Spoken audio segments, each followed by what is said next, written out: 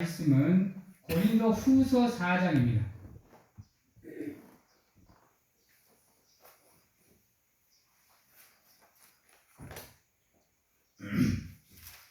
고린도 후서 4장 5절에서 12절 말씀입니다. 고린도 후서 4장 5절에서 12절 말씀 제가 봉독하도록 하겠습니다. 우리는 우리를 전파하는 것이 아니라 오직 그리스도 예수의 주 되신 것과 또 예수를 위하여 우리가 너희의 종 된 것을 전파합니다.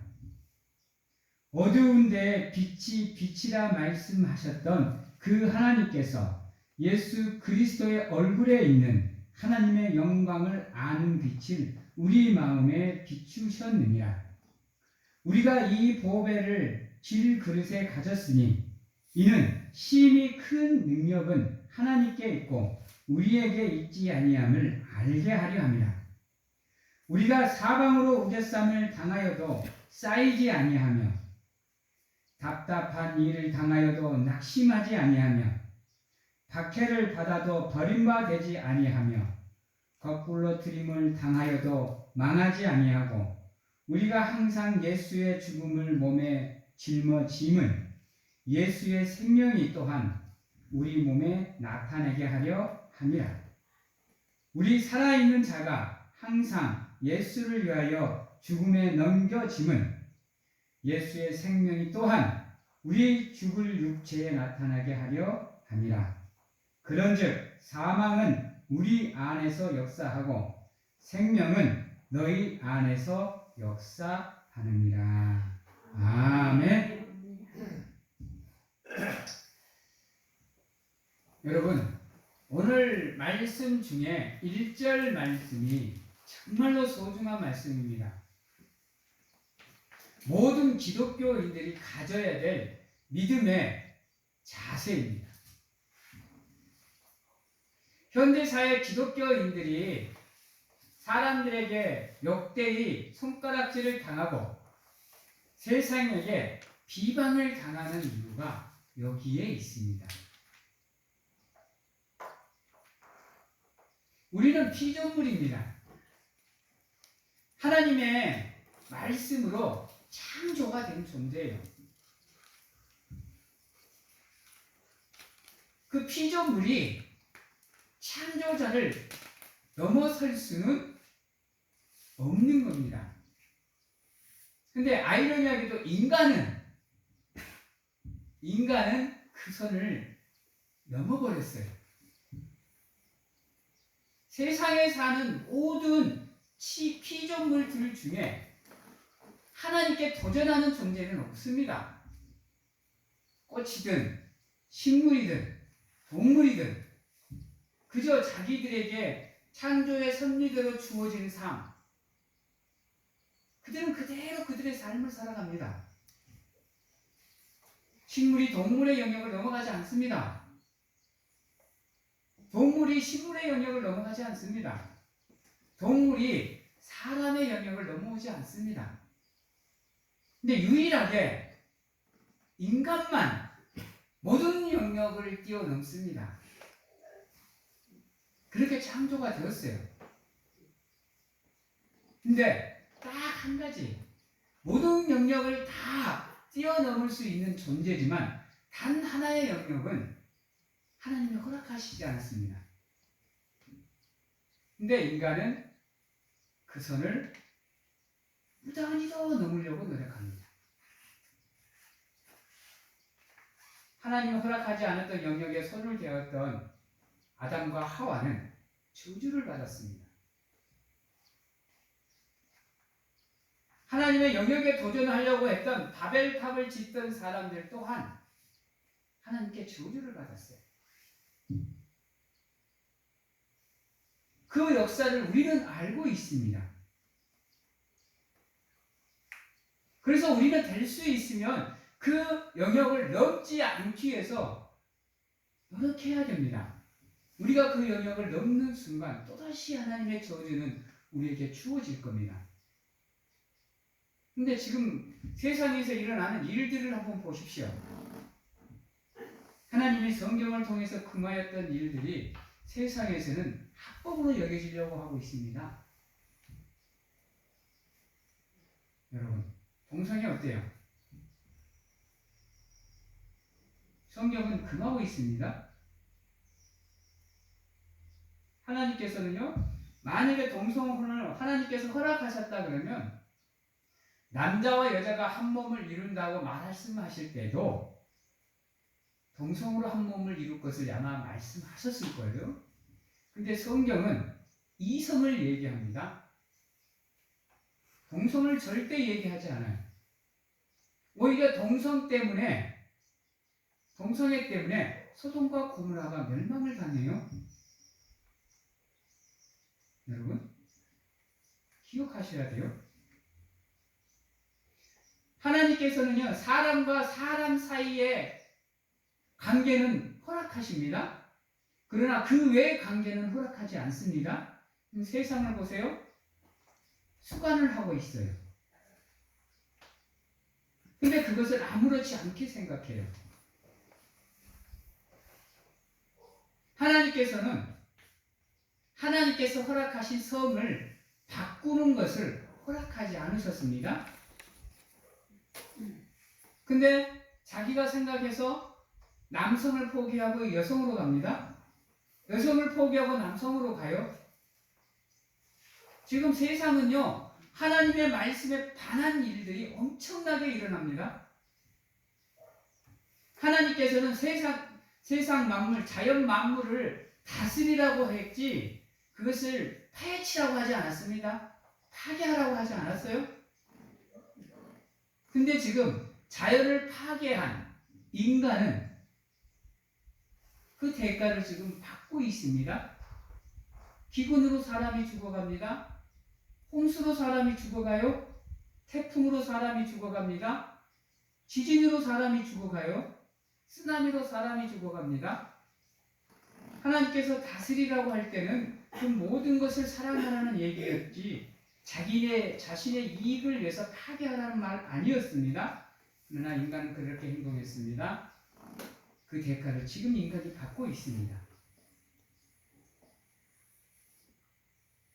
세계 각지에서 일어나는 폭우 한번 보십시오.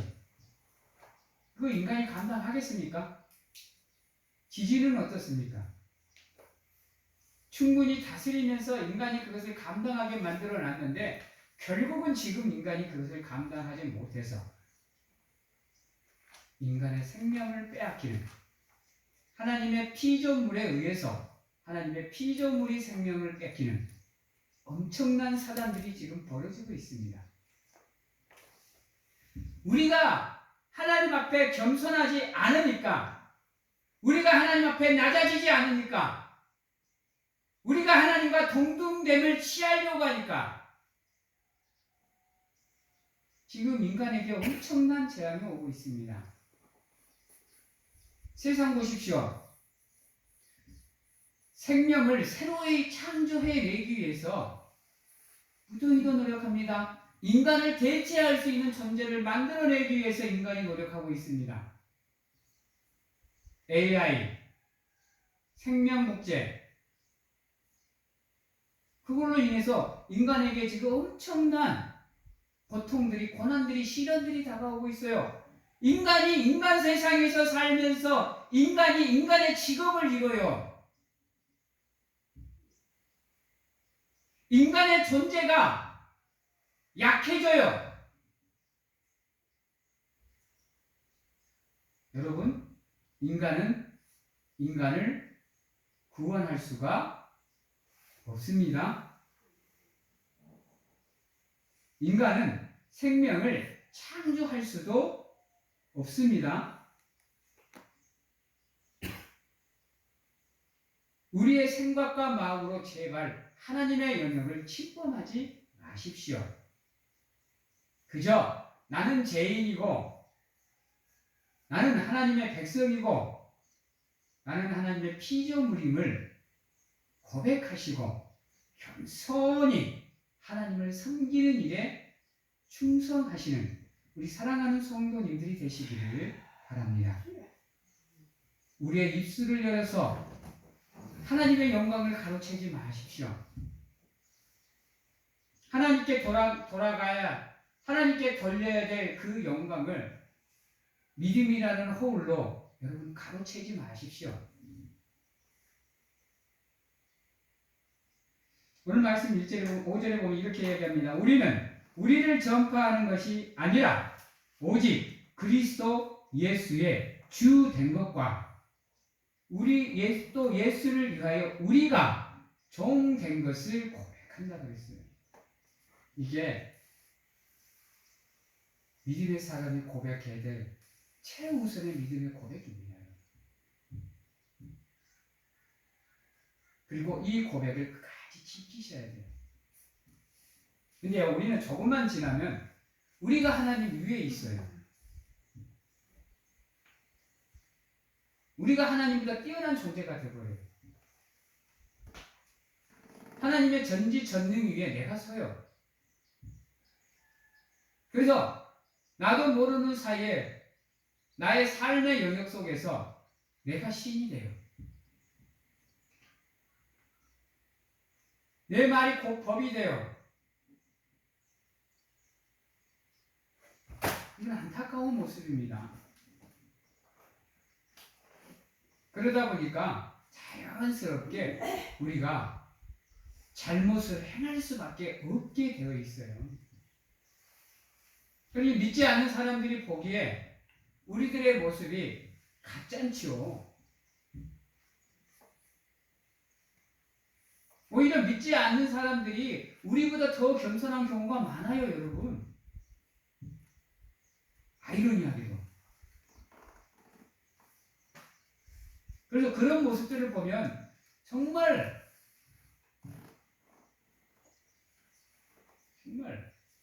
마음이 답답해요. 특히 우리 사랑하는 성도님들이 그런 모습을 보일 때면 마음이 아파요.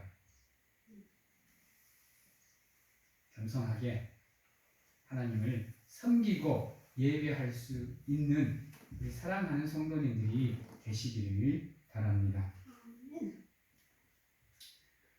오늘 6절에 보면 이렇게 얘기합니다. 어두운데 빛이 비추라. 하나님께서 천지 창조하실 때 가장 먼저 만드신 게 뭐죠? 빛이에요. 빛을 만드실 때 우리 지구의 상태는 흑암이었습니다.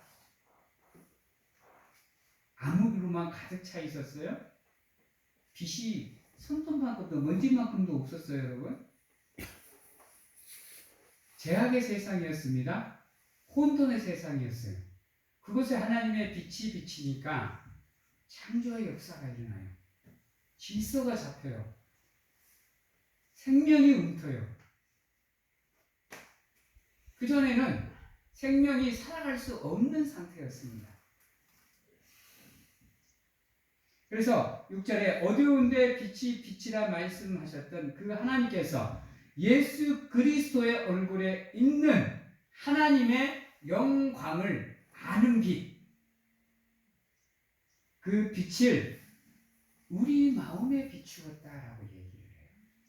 그렇게 망가져 있는 창조의 섭리가 무너져 있는 우리의 마음 속에 하나님의 빛이 비치니까 여러분들에게 무엇이 들어갔느냐?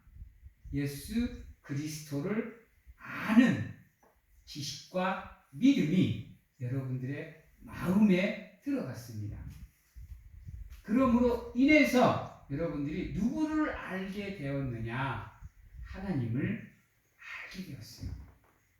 창조주를 아시게 되었다고요. 이게 얼마나 큰 은혜인 줄 아세요, 여러분? 세상에 75억의 인구 중에 그 하나님의 영광을 아는 빛을 받은 사람이 몇이나 될까요? 세상에 기독교인이라 불리우는 인구가 24 3억 정도 된답니다. 세계 인구의 약 3분의 1입니다. 그 가운데 이단들 빼고 어중이 떠중이 빼고 진정한 그리스도인들은 아쉽게도 이 3억밖에 안 된다고 합니다. 그 가운데 과연 100분의 1이라도 하나님의 구원을 받을 수 있을까요? 한번 생각을 해보셔야 됩니다. 여러분은 어떠세요? 그 구원의 빛에 이를 자신이 있으십니까? 그 구원의 길을 지금 걸어가고 계십니까? 하나님께서는 우리 마음에 빛을 비추시면서 우리가 무엇을 믿고 무엇을 의지하고 살아가야 되는지를 우리에게 깨닫게 하셨어요. 그래서 지금 여러분들이 오늘 이 자리에 앉아서 하나님의 이름을 부르고 그리스도의 이름을 부르는 겁니다. 그 빛이 여러분들에게 비추어지지 않았다고 한다면 여러분들은 지금 저 밖에 있는 사람들과 똑같이 살아가고 계시는 겁니다. 다시 말해서 여러분들은 75억의 인구 중에 하나님의 선택을 받은 존재입니다. 그러기에 이미 여러분들은 7절에 얘기하는 이 보배로운 것을 여러분들의 질그릇에 가지고 계세요. 여러분, 하나님을 아는 그 영광의 빛을 여러분은 이미 여러분들 마음속에 있는 이 보배로운 질그릇에 가지고 계세요. 그래서 여러분들이 살아가면서 하나님을 찾으면요, 하나님이 찾아오십니다. 왜요? 여러분들의 마음의 성전에 이미 예수님이 계시기에 여러분이 찾고 찾으면 그분이 여러분들을 찾아오십니다. 아니, 지금도 여러분들과 함께하고 계셔요. 그 하나님의 빛을 여러분이 둔하셔서 아둔하셔서 지금 느끼지 못하고 있을 뿐입니다. 그러나 이미 여러분들에게 그 하나님의 빛은 비추어지고 있다는 것을 명심하시고 여러분들의 삶을 통해서 하나님께 영광을 돌리며 살아가시기 위해서 노력을 하셔야 돼요. 그러기 위해서 끊임없이 노력을 하셔야 돼요. 그렇지 않으면 여러분들의 삶을 영위해 나가기가 쉽지 않습니다. 왜요? 이 보배에는 하나님의 크신 능력이 함께하기 때문입니다. 우리에게 비추는 그 하나님의 빛 안에는 하나님의 크고도 놀라운 능력이 함께 있습니다. 빛이 비추는 곳에는 어둠이 물러가게 되어 있습니다. 그래서 예수님께서는 여러분들을 뭐라고 지칭하셨느냐? 너희는 세상에 무엇과 뭐다?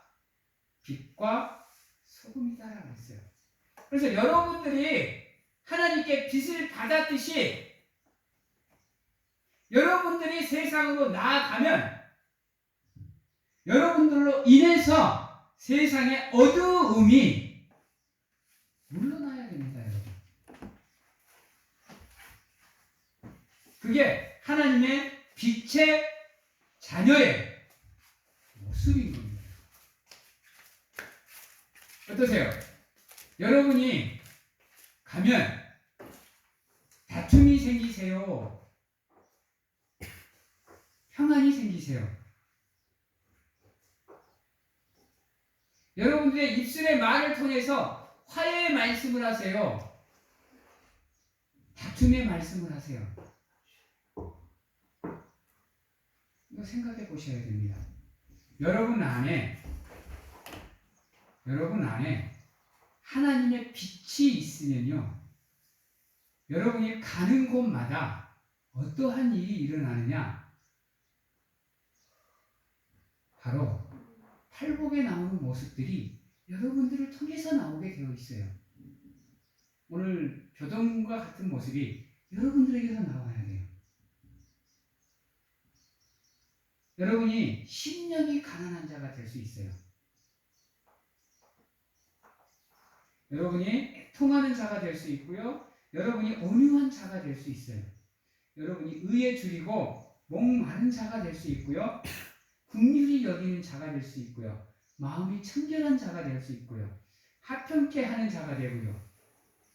의를 위하여 박해를 받는 자가 되고요. 예수를 통해서 여러분들이 핍박을 받는 자가 돼요. 하나님의 빛이 여러분들에게 담겨 있습니다. 이 팔복이라는 거 여러분 하나님을 아는 지식이 없고 하나님의 영광을 아는 빛이 없으면요 가질 수 없는 거예요. 팔복 아무나 가질 수 있는 게 아니에요, 여러분. 내가 노력한다고, 내가 연습한다고, 내가 훈련한다고 해서 가질 수 있는 모습들이 아니에요. 잠깐은 여러분들이 가질 수 있는 거지만 여러분 위선은 언젠가는 드러나게 되어 있어요. 세상에 사람들 봐봐요.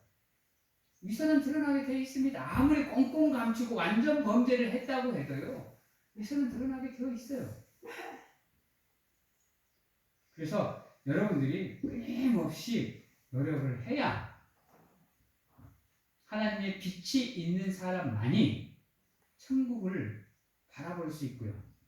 천국을 소유할 수 있고요. 천국을 들어갈 수가 있게 되는 거고요. 하나님의 아들이라 칭함을 받을 수 있고요. 하나님을 볼 수 있는 겁니다.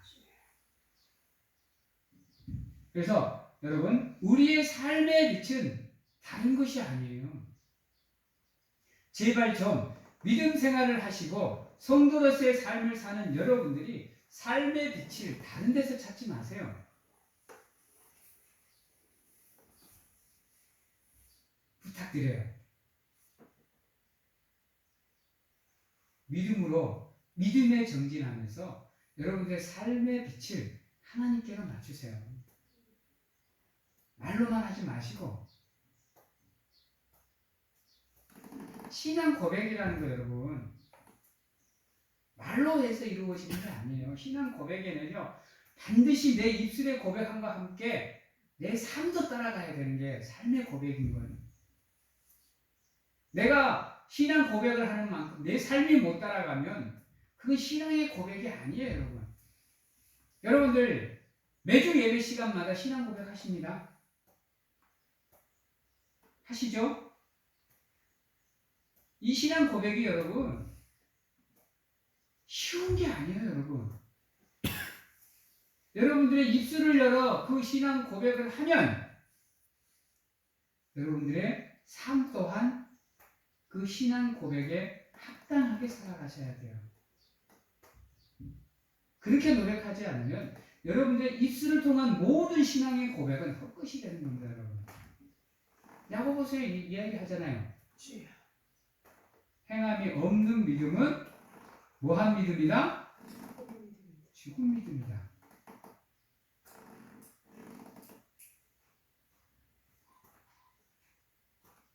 하나님의 빛이 있는 사람은요 신앙의 고백과 함께 삶이 따라가요.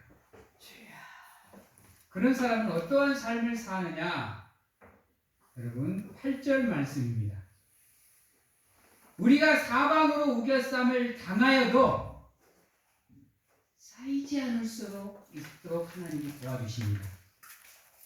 답답한 일을 당하여도 낙심치 않게 하나님이 도와주십니다. 각해를 받아도 버림받지 않을 수 있도록 하나님이 우리를 품어주십니다. 거꾸리짐을 당하여도 망하지 않을 수 있도록 하나님께서 인도해 주셔요. 지켜주시고 세워주십니다. 그래서 우리가 항상 고난을 짊은 우리의 삶이 고난에 머물 수밖에 없는 이유는 다른 데 있지 않아요. 여러분, 예수의 생명이 우리 몸에 나타나게 하기 위해서 우리의 삶을 고난 가운데로 인도하시는 겁니다. 그래서 어떠하신 분들은 이렇게 말씀하실 때 보면 고난을 당하면 기뻐하라고 해요. 들어보셨죠?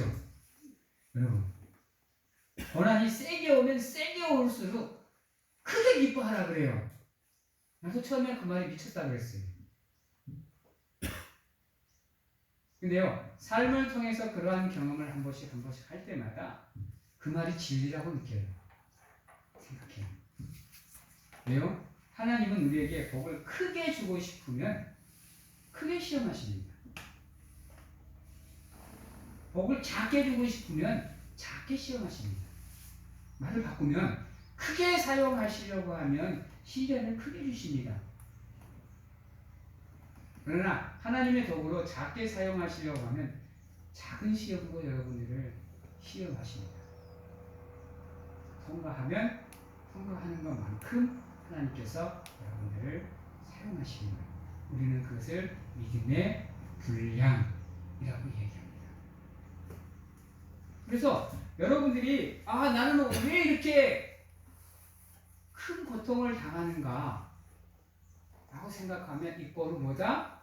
하나님께서 나에게 얼마만한 복을 준비하고 계시기에 이렇게 크게 아프게 고통스럽게 나를 시험하시는가 기쁨으로 그 시험을 통과하실 수 있도록 노력을 하셔야 되는 겁니다. 그래서 또한 중요한 게 뭐예요? 하나님은요 8절부터 10절까지의 말씀은 하나님은요 우리를 죽도록 내버려 두지 않으신다는 거예요. 고통 가운데로 시험 가운데로 우리를 인도하시지만 그것에 우리가 무너지지 않도록 반드시 우리를 뭐 하신다? 인도해 주신다는 겁니다. 우리가 기도하고 구하고 또 구하면 우리가 그 속에서 무너지지 않도록 그 속에서도 우리가 하나님의 이름의 영광을 돌릴 수 있도록 우리를 인도해 주신다는 거예요. 그게 우리를 향한 하나님의 빛의 능력이고 우리가 그 보배를 우리가 우리 마음의 질 그릇에 지금 가지고 있다는 거예요. 왜 이 보배를 질 그릇에 담았다 그럴까요? 금 그릇이나 은 그릇이 아니라 왜 질 그릇에 담았을까요? 가장 겉잘데기 없는 그릇에다가 따라해봅니다. 하나님은 약한 것을 들어 강한 것을 물리치십니다. 하나님은 호화로운 거 안 좋아합니다. 사치스러운 거 안 좋아해요. 그래서 하나님은 늘 우리를 그릇에 비유하되 금그릇이니 은그릇이니 안 합니다. 하나님은 늘 우리를 질그릇에 비유합니다. 약할 때 곧 강합니다. 인간의 인간의 강함이 아무리 강해도요, 하나님의 입김 한 방울, 한 번이면요, 없어요, 여러분. 그래서 내가 세상에서 살아갈 때 가장 듣기 싫은 말 중에 하나가 뭐냐면, 금수저, 은수저입니다. 금수저, 은수저, 흙수저 이거죠. 그러니까 금수저를 타고난 인간들은 흙수저를 개무시하죠.